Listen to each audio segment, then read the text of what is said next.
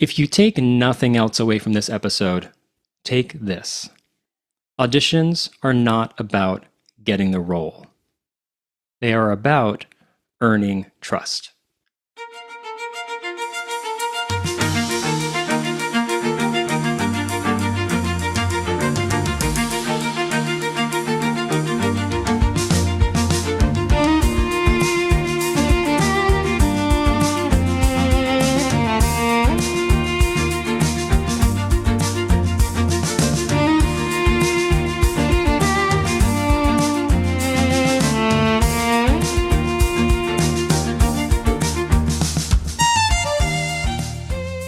Welcome back to At the Vanguard.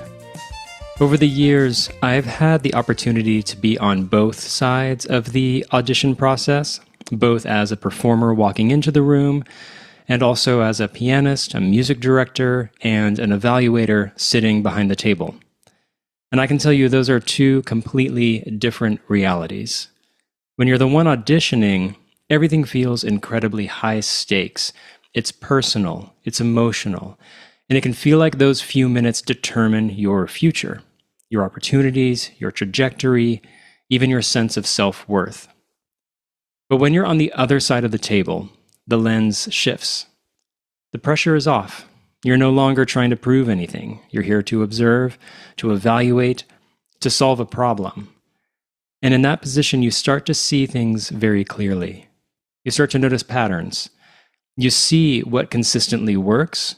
You see what quietly undermines people, and you see the small, often invisible behaviors that separate the performers who get called back, who get trusted, who get hired, from the ones who don't. And unfortunately, many performers are operating on assumptions about auditions that simply aren't accurate. Not because they aren't talented, and not because they don't care, but because they've only ever experienced auditions from one side. Over time, those observations start to add up, and that's what this episode is about. Now, much of my experience comes from the world of musical theater and singing auditions, but everything I'm going to talk about today applies much more broadly to actors, to dancers, to anyone who walks into a room to be evaluated. Because at the end of the day, an audition is an audition. Whether you're singing, acting, or dancing, the fundamental dynamics are the same.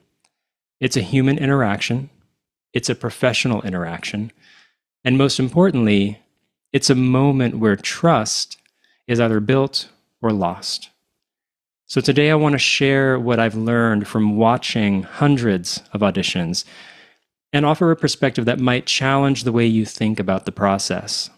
Not to discourage you, but to help you see more clearly and ultimately perform at a higher level. There's something fundamental that most performers don't fully grasp about auditions. The person auditioning and the people behind the table are not experiencing the same moment. For the performer, this moment can feel enormous. You've prepared, you've invested time, energy, money. You've built this up in your mind, and now you're walking into a room where, in a matter of minutes, it can feel like everything is on the line. Your opportunities, your momentum, your sense of progress, maybe even your sense of worth. It's very easy for that moment to become heavy. But on the other side of the table, the experience is completely different. This is one audition in a long sequence of auditions, one performer in a long line of performers, one set of choices among many that the team has to make. That doesn't mean they don't care, but it does mean they can't afford to experience the moment the same way you do. They're not there to validate you. They're there to solve a problem. They have a production to cast, a project to build, a set of roles that need to be filled in a very specific way. And whether consciously or not, every person who walks into that room is being evaluated through that lens. Are you the right piece for this puzzle? That's it. Now, here's where it gets uncomfortable, but also important to understand. From the performer's perspective, you are a whole person. You have a history, you have aspirations, you have fears and hopes, and a deep personal relationship to your craft. From the panel's perspective, they can't hold all of that. They don't have the capacity to take on the full weight of every individual who walks into the room. So, to some degree, there is a level of objectification that happens, not out of cruelty, but out of necessity. Because if they lose their objectivity, if they become overly sentimental or personally invested in each audition, they risk compromising the integrity of the project they're responsible for. So instead, the questions become practical, clear, sometimes even blunt. Do you fit? Will you elevate this project? Will you be reliable? Will you make this process easier or harder? Performers often believe the panel is thinking about them far more than they actually are. They assume their smallest mistakes are being scrutinized. They assume they know why they did or didn't get cast. They take things personally. And most of the time, they're wrong. Because the panel is not evaluating your worth as a person. They're evaluating your fit for a specific role in a specific project at a specific moment in time. And once you truly understand that, it changes how you walk into the room. I want to make something clear up front. None of this is about perfection. It's about alignment. The question is not, did you execute everything flawlessly? The question is, do you seem like someone we can trust with this process? And that question starts being answered before you even begin. You're not just auditioning when you walk into the room, you're always auditioning. Your reputation walks into the room before you do. Who knows you? How do they know you? How do you show up in rehearsals, in classes, in smaller projects? What do people say about you when you're not there? All of that matters. Because this industry is smaller than it seems. You don't always know who's watching. You don't always know who knows who. And you don't always know when a casual interaction becomes a professional opportunity or a missed one. And this extends beyond in-person interactions. Your online presence, your communication, your professionalism in small moments, it all accumulates. I see this especially with students. There's often this belief that school is a kind of sandbox, that what happens here doesn't really count yet, that the real version of themselves will show up later when it matters. But it doesn't work like that. As a colleague of mine, Joe Abraham, says, how you do anything is how you do everything. What you practice becomes who you are. If you practice being prepared, professional, and intentional, that becomes your default. If you practice being inconsistent, distracted, or disengaged, that becomes your default too. And the people around you are paying attention. Your peers, your teachers, your collaborators. These are the same people you will encounter again out in the field, in auditions, in rehearsal rooms. They will either advocate for you or they won't. So yes, the audition technically starts when you walk into the room, but in many ways, it started long before that. If you take nothing else away from this episode, take this. Auditions are not about getting the role. They are about earning trust. That shift alone changes everything. Because most performers walk into the room thinking, I need to impress them. I need to prove myself. I need to be perfect. And that mindset, more often than not, works against them. It creates tension. It creates self-consciousness. It pulls you out of the work and into your own head. From the panel's perspective, that's not the primary concern. They're not sitting there thinking, is this person impressive enough? They're thinking, can we trust this person? Can we trust them to do the job, to be consistent, to handle pressure, to take direction, to show up prepared, focused, and reliable? Because casting someone is a risk. You are asking a group of people to invest their time, their money, their energy, and their reputation into you. And what they're trying to assess, rather quickly, is whether that investment feels safe. Now, safe here doesn't mean boring. It doesn't mean small. It doesn't mean playing it conservatively. It means grounded, clear. It means that what you're offering feels intentional and repeatable, not accidental or fragile. And this is where a lot of performers unintentionally undermine themselves. They apologize, they hesitate, they over-explain, they try to control the room instead of working within it. All of those behaviors signal the same thing: uncertainty. And uncertainty erodes trust. On the other end of the spectrum, you have performers who overcorrect. They push too hard. They come in overly assertive, overly familiar, overly dominant. That signals something else: a lack of awareness, which also erodes trust. So what does build trust? A grounded confidence. Not arrogance, not bravado, not performance layered on top of performance, just a clear professional presence that says, I understand what I'm here to do, I'm prepared to do it, and you don't need to worry about me. That's what people behind the table want to feel. Because if they feel that, everything else starts to fall into place. And this is where a subtle but powerful shift comes in. Instead of walking into the room asking, how do I get this role? Walk in asking, how do I make this easy for them to say yes? How do I remove friction? How do I make their job easier? How do I help them solve the problem they're trying to solve? Because that's what you are, ultimately. You're not there to be evaluated in isolation. You're there as a potential solution. And the clearer, more trustworthy that solution feels, the more likely you are to be chosen.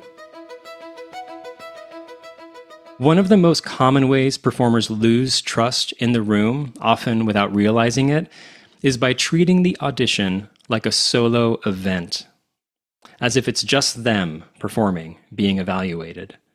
That's not actually what's happening. An audition is a collaboration, even when it doesn't seem like it. Now, depending on the type of audition, that collaboration looks different. If you're an actor, it might be how you work with the reader. If you're a dancer, it's how you function in a group, how you pick up choreography, how you respond to adjustments. If you're on camera, it's how you take direction, how you adapt in real time. In singing auditions, it can show up in your relationship with the accompanist. Having been an audition accompanist, this is something I've seen over and over again. Very talented performers who walk into the room and completely neglect this relationship. They treat the pianist like a piece of equipment, like a backing track, something to get through rather than someone to work with. And the difference it makes is immediate. Strong performers communicate clearly. They know their tempo. They know their cuts. They take a moment to connect.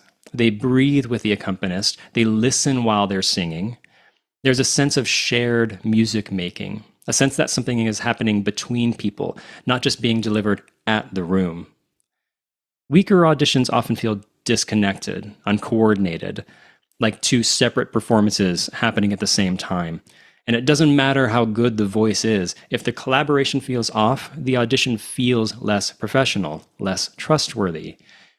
And this isn't just about etiquette. It's about demonstrating a skill that the panel cares deeply about. Can you work with other people? Because once you're cast, that's the job. You're not performing in isolation. You're in a room with directors, music directors, choreographers, castmates. You're adjusting, listening, responding. So the audition becomes a preview, not just of your talent, but of how you function inside a process. And here's where this connects back to trust. When you handle collaboration well, even in something as small as a brief interaction with an accompanist or a reader, you signal something very important. You're aware, you're prepared, you're easy to work with, and you elevate the people around you. Those are the kinds of performers people want to hire. And this is actually one of the reasons why I created my Mastering the Singing Audition Masterclass series, because I keep seeing the same thing. Talented performers who had the voice, who had the acting, who had the potential, but were losing opportunities over things like this: communication, preparation, collaboration, professionalism in the room. things that are rarely taught explicitly, but that make a real difference. So, if you're a singer or if singing is part of your audition process, I do go much deeper into this in those master classes. But regardless of your discipline, the principle is the same. You are never performing alone. And the more aware you are of that, the stronger your audition becomes. Let me give you a few real examples from the audition room, moments that stuck with me because they illustrate these ideas very clearly. I remember one audition where a performer walked in with their sheet music as a single loose page, no binder, no organization. They walked straight to the piano, dropped it on top, didn't say anything to me, the accompanist at that time, didn't explain anything, and then just walked away to start their audition. And in that moment, before a single note was sung, the audition was already compromised. Not because of their talent, but because of what that behavior signaled. A lack of preparation, a lack of awareness, a lack of respect for the collaborative process. And sure enough, the audition itself didn't recover from that. Now, contrast that with a very different kind of choice. I once played for Leslie Odom Jr. at an audition. This was before Hamilton. There was already an accompanist provided, but he asked if he could bring me into the room with him. And that's a bold move. He explained that he had a very specific arrangement he wanted to perform, something that required a level of familiarity and trust that he didn't want to leave to chance. The panel agreed, we went in, and the audition went extremely well. Now, I would not recommend that as a general strategy, because that kind of move raises the stakes. If you're going to take that kind of swing, you have to deliver. If he had been anything less than excellent, it could have come across as grandiose or lacking self-awareness. But in his case, it did the opposite. It demonstrated clarity, it demonstrated intention, and it showed a deep understanding of his own artistry. He knew exactly what he needed to succeed, and he executed it at a high level. That builds trust. I had another experience where I was playing for a well-known performer at a callback. Neither of us knew the other would be there. I had been hired by the casting team. She came in with a piece that, as it so happened, we had just performed together in her one-woman show a couple weeks prior.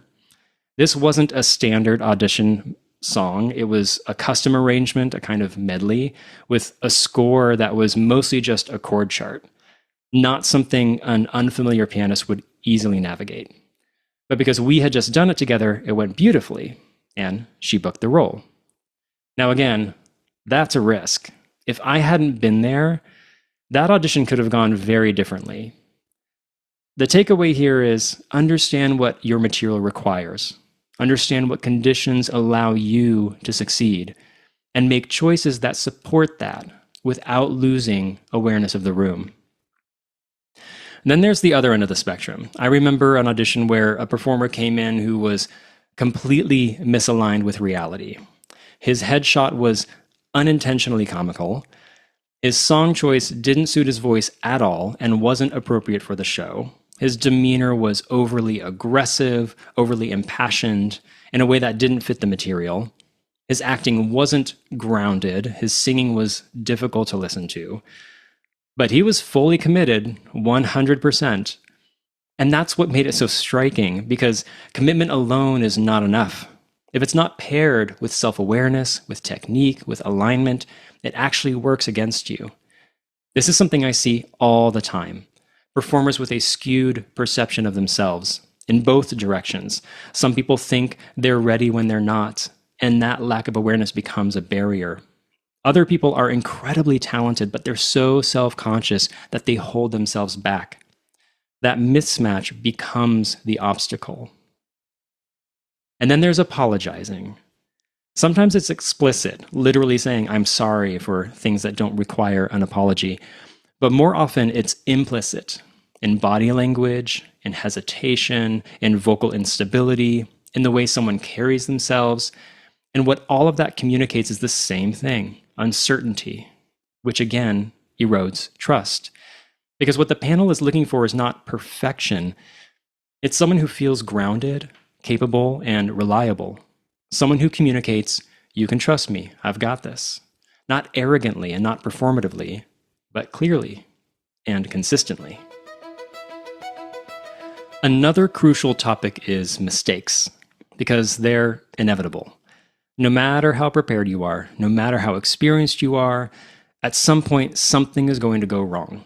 You're going to miss a note, you're going to drop a line, you're going to get off the accompaniment or go blank for a moment. And even if you're somehow flawless, a scene partner misses their entrance, a set piece fails, a musician plays a wrong note. That's part of live performance. And to a certain extent, it's part of what makes it human. Now, of course, the goal is not to make mistakes. You should absolutely be striving for a high level of preparation and execution, not out of perfectionism, but out of respect. Respect for the work, respect for the people in the room, respect for the collaborators, the writers, the production. The standard should be high, but even at a high level, mistakes still happen. And when they do, something more important than the mistake itself is revealed: how you handle it. Because from the panel's perspective, the mistake is one data point. Your response to it is another, and often the second matters more than the first. The performers who remain in consideration are the ones who stay grounded. They stay in the scene, they stay in the storytelling, they don't apologize, they don't collapse, they don't call unnecessary attention to the mistake. They keep going. And in some cases, they're even able to incorporate the mistake, to yes and it, to adapt in real time in a way that feels seamless and intentional. That's a skill, and it's one that more performers should be actively developing. On the other hand, you have performers who lose the room in that moment. And it's not because of the mistake itself, it's because of what follows. You see the shift, the desperation, the self-consciousness, the fear, frustration, sometimes even defensiveness or arrogance. They drop out of the work and into themselves. And in doing so, they break the illusion. They break the trust. Because now the panel isn't just seeing a mistake, they're seeing how this person handles pressure. And that matters. Because in a rehearsal room, in a performance, under real conditions, things will go wrong. There will be pressure. The team needs to know, will you stay grounded? Will you stay present? Will you stay professional? Or will you make the situation harder? Now, there are exceptions. If something goes truly wrong, the accompanist is completely off, or the start of the scene fell apart, there are moments where it is appropriate to stop and reset. But even that has to be done with awareness and professionalism, cleanly, calmly, without drama. Because again, the question is not, did something go wrong? The question is, can we trust you when something goes wrong? And here's a useful way to frame it. A mistake becomes a real concern when it is egregious or habitual. If it's neither of those, it usually falls into the category of mistakes happen. But if it's one, or especially both, that's when it starts to signal a deeper issue. And that's something both the panel and the performer need to take seriously. Most of the time, though, what feels like a monumental mistake in the moment actually isn't, unless you turn it into one. So yes, aim for excellence, but also understand your ability to recover, adapt, and stay grounded under pressure. That might be the very thing that gets you hired. So up to this point, we've been talking about behavior, what you do in the room, how you present yourself, how you collaborate, how you recover from mistakes. But underneath all of that is your psychology. And in my experience, this is where most performers get in their own way. It's not because they lack talent. It's because something internal is misaligned. And that misalignment shows up, subtly or not so subtly, in everything they do. Sometimes it looks like a lack of discipline, an inability to commit to the work required to actually grow, consistent practice, training, skill development. There's always a reason: distractions, competing priorities, avoidance, a belief that it's not necessary, or simply not knowing how to train effectively. And the result is predictable. They never reach their potential. They stay in the realm of good enough, but not compelling and not exceptional. Other times, it's a lack of self-awareness. they can't see themselves clearly. They don't understand how they're coming across. They don't recognize what's working and what isn't. So they keep repeating the same patterns without realizing those patterns are the very thing holding them back. And then there's ego, which tends to show up in two very different but equally limiting forms. On one side, you have inflation. This is overconfidence, pride, a lack of humility, a belief that you're further along than you actually are. And that prevents growth. Because if you think you've already arrived, you stop doing the work required to improve. On the other side, you have deflation, self-doubt, perfectionism, comparison, a belief that you're not good enough or never will be. And that prevents expression, because instead of showing up fully, you hold back, you protect yourself, you filter everything through fear. Both of these are forms of ego, and both distort reality, which is the real issue. Because if you can't see reality clearly, you can't make effective adjustments. You can't grow in a meaningful way. And this is why, when someone is struggling on auditions, the problem is rarely just technical. It's rarely limited to take more voice lessons, work on your acting, improve your technique. Those things matter, of course, but more often than not, the real work is deeper.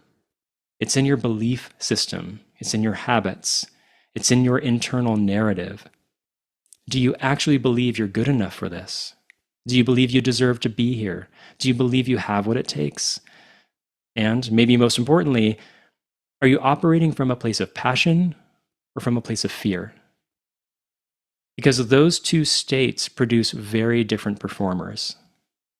Now, this is not easy work. It requires honesty. It requires humility. It requires a willingness to confront things you may not want to look at. But if you don't address it, it will continue to show up in your preparation, in your performance, in your results. So if you find yourself stuck, don't just look at what you're doing. Look at what's driving it, because that's where the real leverage is. One of the most common traps performers fall into is this. They organize their entire process around individual auditions. They move from one opportunity to the next, preparing for each one in isolation, under time pressure, based on whatever the requirements happen to be. And on the surface, that makes sense. That's the structure of the industry. Auditions come up, you prepare, you go in, you repeat. But if that's the only way you approach your development, you're always going to be playing catch up. Because you're not actively building yourself, you're reacting to circumstances. And over time, that creates a ceiling. You might get better at auditioning in a narrow sense, but you're not necessarily becoming a more complete and more capable artist. So when the right opportunity comes along, you're not fully ready for it. This is where a shift needs to happen. From short-term audition-based thinking to long-term system-based development. Instead of asking, what do I need to do for this audition? Start asking, what kind of performer am I becoming? Because if you focus on that, you start to build something sustainable. You develop a consistent practice regimen. You continue training your voice, your acting, your movement. You expand your repertoire. You study great work and great artists. You take care of your body and your mind. You learn how to practice effectively, how to diagnose your own issues, how to learn material quickly and deeply, how to analyze text, how to memorize efficiently. You develop your people skills, your professionalism, your awareness. You begin to understand your casting, your strengths, your limitations, your unique qualities.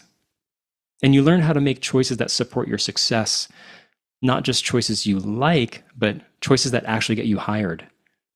All of that takes time, and it requires a certain mindset, humility, a willingness to admit, I'm not done and I have more to learn.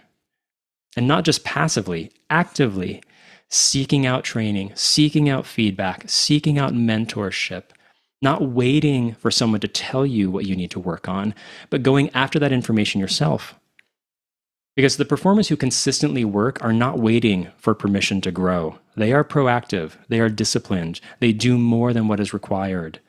And they treat their development as an ongoing responsibility, not something that only matters when an audition is on the calendar. And here's the payoff. When you approach your work this way, auditions stop feeling like isolated high-stakes events. They become opportunities to express what you've built, to test your development, to gather data. Because that's another shift. Instead of viewing each audition as a final judgment, start viewing it as information. What worked? What didn't? Where are the patterns? Because over time, those patterns tell you something far more valuable than any single outcome. They show you where you actually stand and where you need to go next. Now, after everything we've talked about, preparation, psychology, professionalism, the long game, we need to address something that can be frustrating but is essential to understand. There is no single deciding factor in an audition. There is no formula. There is no guaranteed sequence of steps that leads to booking the role. Because every audition is different. Every project has different needs. Every casting team has different preferences. Every room has its own dynamics. And layered on top of that, there's subjectivity, there's timing. There are external factors that you will never fully see or understand. Sometimes you can walk into a room, do an exceptional job, by your standards, by the panel standards, even compared to everyone else, and still not get the role. And it won't be because you failed. It will be because something outside of your control didn't align. And the opposite is also true. There are situations where someone gets cast who was not the strongest performer in the room, but because they fit something specific, they matched a particular vision. It could be due to chemistry or logistics or context. And this is where a lot of performers get stuck. They try to reverse engineer outcomes. They try to assign meaning to every result. They assume, well, I didn't get it, so I must not be good enough. Or, I nailed that, so I should have gotten it. But the reality is more complex than that. What casting really comes down to is a confluence of factors, a combination of variables that come together in a particular moment. And sometimes when people talk about the X factor, that's what they're referring to. Not something mystical, not something magical, just the right combination of elements aligning at the right time. And here's the key distinction. There are things you can control, and there are things you cannot. You can control your preparation, your professionalism, your mindset, your skill development, your choices. You cannot control the rest. The other people in the room, the needs of the production, the timing, the unseen variables. So the goal is not to control the outcome. The goal is to control your contribution, to show up as the best version of yourself consistently. Because when you do that, two things happen. If you get the role, you can trust that your preparation and your choices played a meaningful part. And if you don't, you can trust that it wasn't because you fell short in a way you could have corrected in that moment. And that's a very different place to operate from. It removes unnecessary self-blame, but it also removes excuses because you're still responsible for doing the work. You're just not responsible for everything, and that distinction matters. If I could leave you with one final idea, it would be this. Zoom out. Because one of the most common and most damaging mistakes performers make is placing too much weight on any single audition. When you zoom in too closely on one moment, your perception becomes distorted. If it goes well, you may overestimate what it means. If it doesn't, you may take it personally. You might blame the panel, you might blame yourself, you might draw conclusions that simply aren't accurate. And in doing so, you delay your own progress because you're reacting to a single data point instead of looking at the pattern, instead of asking, what is actually happening over time? Where am I consistently strong? Where do I consistently struggle? What kinds of material tend to work for me? What doesn't? Am I getting callbacks but not bookings? Am I being seen for the same types of roles? Are there certain people who respond well to my work? That's where the real information is. That's where you gain your leverage. Because when you can see clearly, you can adjust intelligently. But that requires something that not everyone is willing to do. You have to be honest with yourself. You have to be willing to ask, where am I actually falling short? Where do I need to improve? What is working and what isn't? And you can't wait for that truth to find you, because often when it does, it's late and you're not prepared to deal with it. You have to go out and find it. You have to seek feedback. You have to test yourself. You have to stay one step ahead of your own limitations. And here's the hard truth. If you're not willing to do that, if you're not willing to invest, to commit, to confront reality, there are other performers who will, and they will pass you. Not because they're inherently more talented, but because they're more aligned, more honest, more disciplined, more prepared. So the goal becomes very clear. Get yourself to a place where you can say, honestly, objectively, and without ego, I am not the reason I didn't get this role. And if you can say that, you're on the right path. Because at that point, you're doing your job, and the rest isn't yours to control. Auditions are a strange thing. You walk into a room full of people you don't know, and in a matter of minutes, you're asked to do something that is both highly technical and deeply personal. To be precise, to be expressive, to be vulnerable, on command, and then you leave. And you may never know what really happened in that room. It's an unusual process. But it's also an opportunity to practice your craft, to express something meaningful, to refine who you are as an artist. And if you approach it that way, if you shift your focus from outcome to contribution, to growth, the experience changes. It becomes less about proving something and more about doing the work well, consistently, with clarity, with professionalism, with intention. And over time, that compounds, it builds, it leads somewhere. Not always in the way you expect, but in a way that reflects the effort you've put in.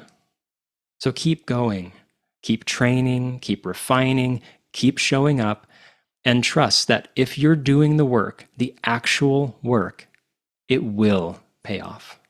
Maybe not immediately, but inevitably. Thank you for listening. And as always, keep creating, keep learning, and keep moving the arts forward. Until next time.